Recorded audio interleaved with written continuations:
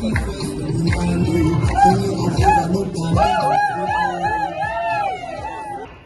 fuels, rich countries. Fossil fuels, rich countries. Fossil fuels, rich countries. Fossil fuels, rich countries. Here today, we are here to demand that rich countries pay up for the transition and for climate damages that they have caused and phase out fossil fuels in a just and equitable fashion. Why? Let us hear from our speakers. Let me first introduce to you Dylan Cover from Pacific Islands Climate Action Network. Please welcome Brother Dylan. When I say we are not drowning, we are fighting. We are not drowning.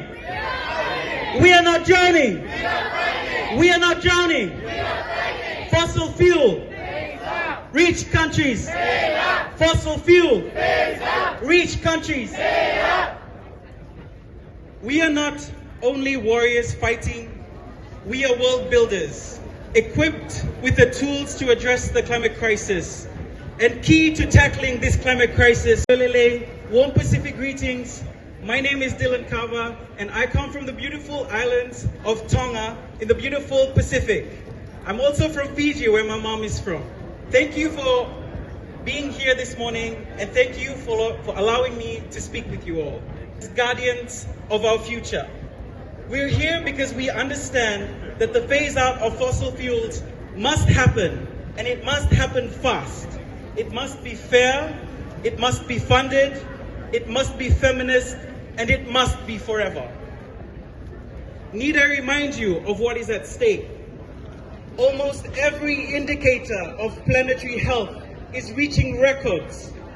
Record low sea level ice, record high sea level rise, record high ocean temperatures. Every increase in warming means more damage to our coastlines, more devastation from extreme weather, more salt water intruding into our crops, and more homes lost to rising seas. The impacts are cascading, compounding, and undeniable. We know what fossil fuels have done, and now we are forced to pay not just for the damage caused by others, but for the transition away obligation in mind. But now it's up to those who promised to act. And because this is a finance COP, let me lay it out plainly. The cost of inaction is beyond anything any one of us can afford. Every day we delay raises the costs of action. Without international support to turn our ambitions into reality, our islands may be lost. And let me be clear, if we are lost, you will lose yourselves to this accelerating crisis. 1.5 degrees isn't an ambition. So what's my call to action? Let's demand more.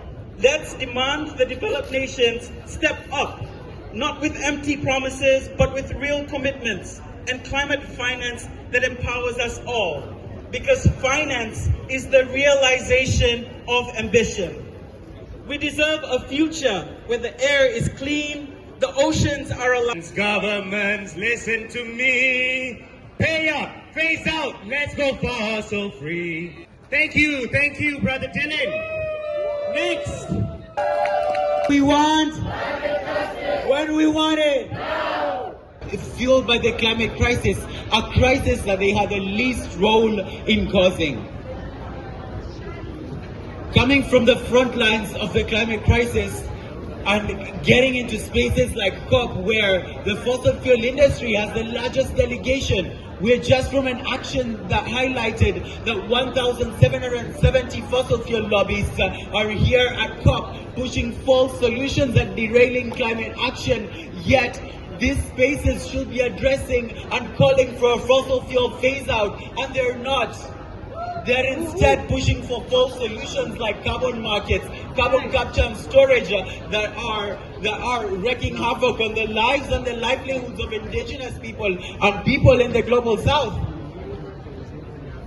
in Africa, where the fossil fuel industry on people's health as a result of gas fracking, kicking people out of their own lands just to mine their oil.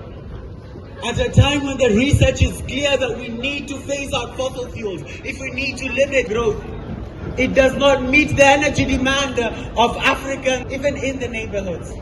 Fair, just and equitably funded fossil fuel phase out that prioritizes communities and workers, including fossil fuel industry workers.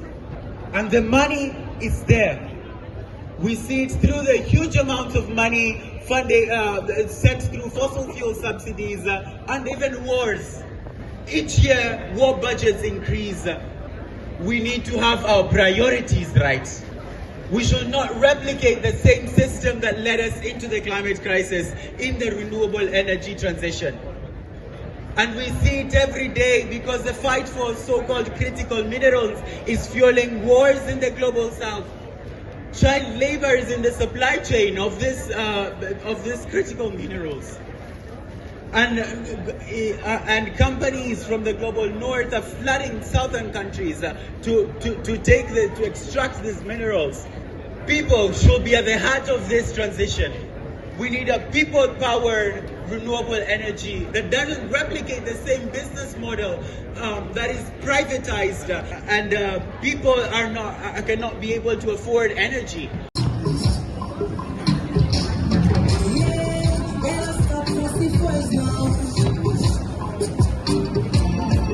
Stop calling us, calling us now. When the change is